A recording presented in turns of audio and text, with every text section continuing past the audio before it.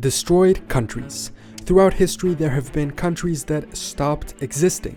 Some of them were conquered, annexed, or merged with neighbors to form new ones, and some of them were entirely destroyed with a new ruler taking control or a successor state replacing it under a new name and/or regime. All of these make up the list of countries that no longer exist. In this video, we're going to take a look at a few of them. If you know of more, leave them in the comments and I can make a part 2 of this video.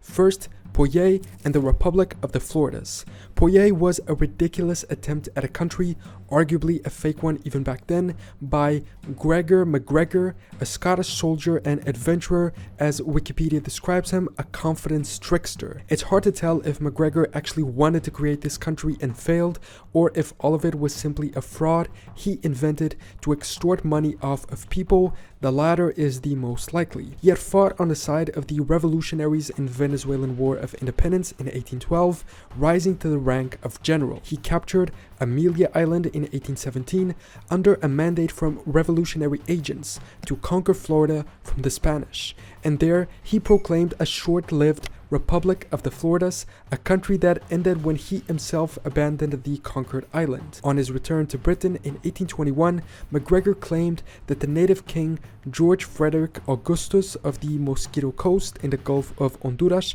had granted him the Cazique of Poyais, which he described as a developed colony with a community of British settlers. In reality, there was nothing there, but his reports attracted many. Hundreds invested their savings in supposed Poyaisian government bonds and land certificates, and 250 people actually emigrated to MacGregor's invented country in 1822 to find only an untouched jungle. A French court tried MacGregor and 3 others for fraud in 1826 after he attempted the same scheme there, but he wasn't convicted. In 1838, he moved back to Venezuela, where he was welcomed back as a hero, but his 2 attempts at countries failed. This is an example of 2 countries that never really existed. Then the Vajika League. Also known as Vaji, this was an ancient Indian tribal league which existed during the later Iron Age period in Northeast South Asia. They were a league of republican states centered around the city of Vesali. Its organization reminds us of the Greek Republic leagues. The league was named after one of its constituent tribes, the Vajikas proper, who had once been the most powerful tribe in the region. It was administered by a council which consisted of 18 members, of which 9 were from the Confederacy's leading Lichavika tribe, while the other 9 members were from the Videha, Naya, Vaji, and Mala tribes. The league existed for about 200 years, from the 6th century to 468 BC. They were eventually conquered and destroyed by their southern neighbors, the Kingdom of Magadha. To make another parallel with the Greek leagues, the conflict between Vaji and Magadha was similar to that of Athens and Sparta, which put 2 forms of rule against each other, kingdom versus democracy. This is a prime example of a country that was destroyed. Speaking of things that get destroyed, you know what's at risk of being destroyed too: your online safety, which brings us to the sponsor of today's video, NordVPN. I actually use NordVPN. In about a month, I'm going to travel to Norway and I'm going to use it to keep watching a show that's only available on Portuguese Netflix. Nord is an all-around online safety service. They offer 2 additional tools that I love: NordLocker, which keeps your files secure, encrypted, and accessible from anywhere, and NordPass, which stores and secures your passwords, notifying you of breaches. And here are the 3 features I love in the VPN itself. It's fast, like fast, not like many VPNs where the pages are stuck loading forever. You can get online protection with a single click, not only changing where you're accessing the website from, so for instance allowing you to watch other countries' catalogs of streaming services, but also protecting you along with that. In addition, their threat protection feature keeps away all trackers, malware, pretty much like an incorporated antivirus. Right now, using my link at nordvpn.com/knowledge, you can get NordVPN for 2 years with 4 months free. There's also no risk since they have a 30-day money-back guarantee, so try NordVPN today.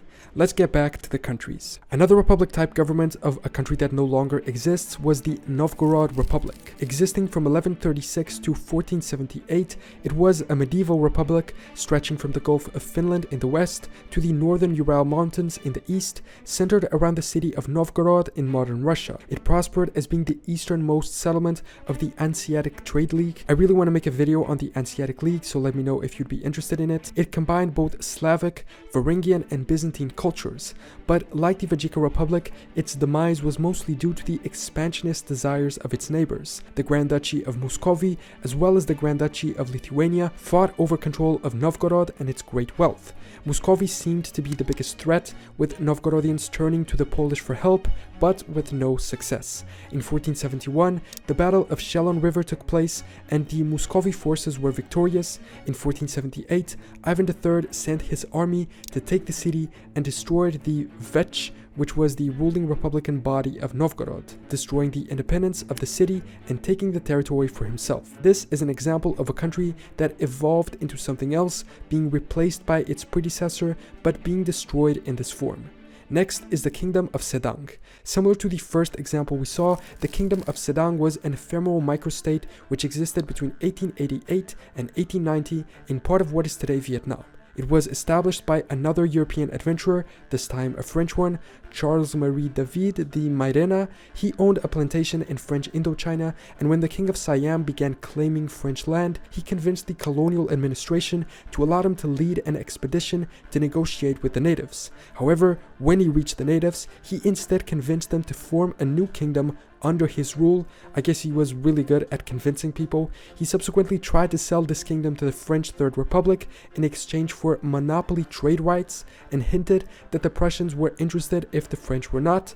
Again, likely not true. The French said no, and so he tried with the British, who also declined. He then moved to Belgium, where he sold the kingdom's mineral rights, but he was stopped by the French Navy on the way back to Indochina. He awarded dozens of fictitious titles and medals, as well as creating stamps that are the only real legacy of this now destroyed kingdom. I know that there have always been charlatans, but it's crazy that at this point, an attempt at fraud could actually involve the creation of a fake country. Another odd country that no longer exists were the Islands of Refreshment. The Islands of Refreshment were the name given to the actual islands of Tristan da Cunha by its self-proclaimed ruler, Jonathan Lambert, in 1811. Jonathan Lambert was an American sailor who usually sailed near these islands, as many American whaler ships did. One day in 1810, him and two other sailors disembarked there and decided, hey, what if we just claim these islands? He declared himself sovereign, stating that he was grounding his right and claim on the rational and sure ground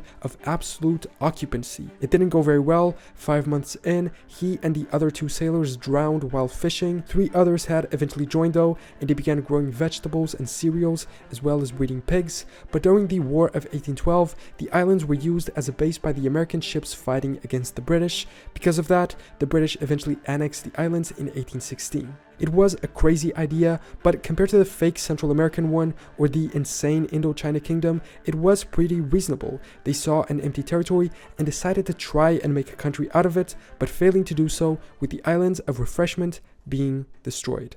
We also have the Fante Confederacy, similar to the one we saw in northern India, but this time in Africa. The Fante Confederacy was an alliance of various states, all of which are Fante people, an African native group near Ghana. The attempted gathering of the Fante people into this country happened twice, first in the 16th and then in the 18th century. It's important to note that our concept of a country today is very much different from what it was at these times, and also at the times of many examples on this list. In many cases, the kingdoms or republics weren't countries as much as they were autonomous political entities within a specific territory. But moving on, the standard explanation has long been that the Fante states were forced to form a confederation by the rapid growth of the neighboring Ashanti Empire. The Fante united and produced a confederacy to be recognized not only by the people of the Gold Coast, but also by the European powers. They were headed by the chief of Mankesim, I believe one of the member tribes. They were allied with the British against the Dutch, who in turn supported the Ashanti, but despite the British support, the confederacy Confederacy never reached the same power as the Empire.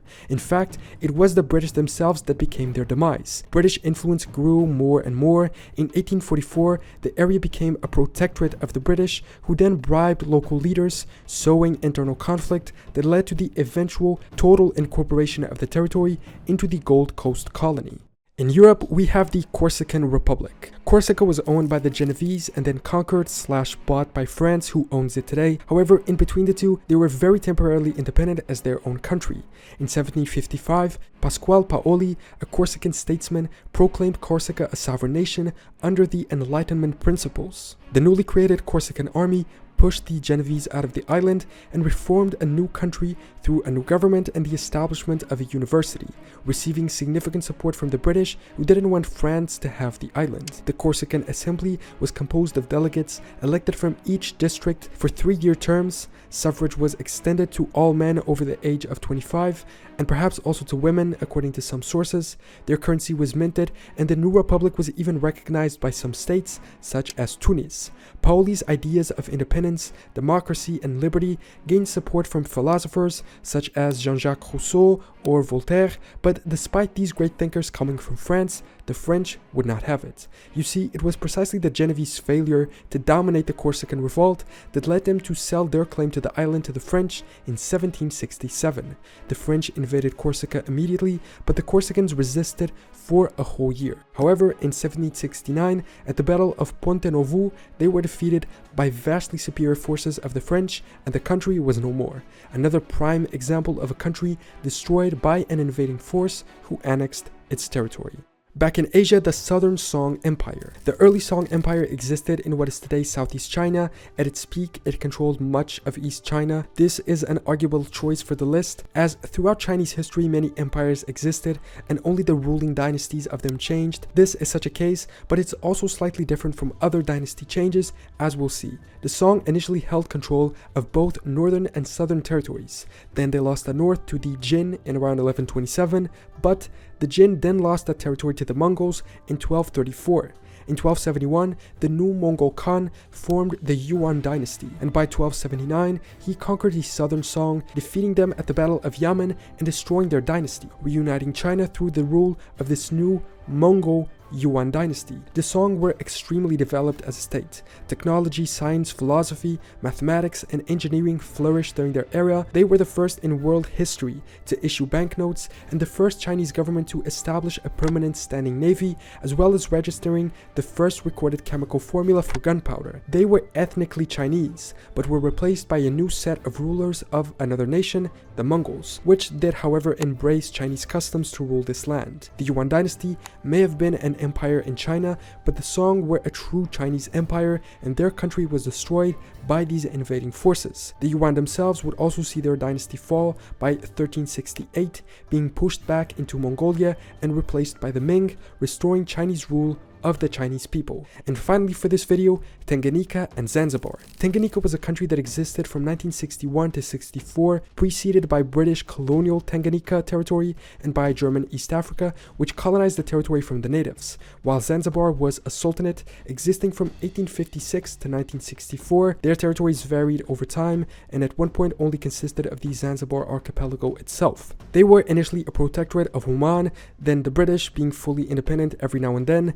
After both nations achieved independence, it only took a couple of years for these two countries to disappear as individual sovereign states, joining up together, also joining their names and becoming the country of Tanzania we know today. It seems that the reason for unification came more from Zanzibar's side. They were not economically sustainable on their own and didn't have a stable political regime or military to keep out foreign powers. In fact, the New York Times article about this from 1964 states precisely that one immediate effect of the union will be to ease the financial strain on Zanzibar, whose economy aesthetically deteriorated since the revolution in January. Also proof of their unstable regime, they had opposed what I believe was the first independent independent government. Two countries that stopped existing because they joined up together, although arguably only Zanzibar was destroyed by joining Tanganyika, which merely changed its name. So, those are 9 to 10 countries that were destroyed and no longer exist. Understanding what they were, their names, where they were located, and both how they were created and why they ended up being destroyed. Some truly destroyed in the perfect sense of the word, others simply being conquered, annexed, replaced, or disappearing through union with a neighbor. Do you know any interesting additional facts about these? Let me know in the comments, along with other countries you know of that no longer exist. Thanks so much for watching this video. Subscribe if you want, and I will see you next time for more general knowledge.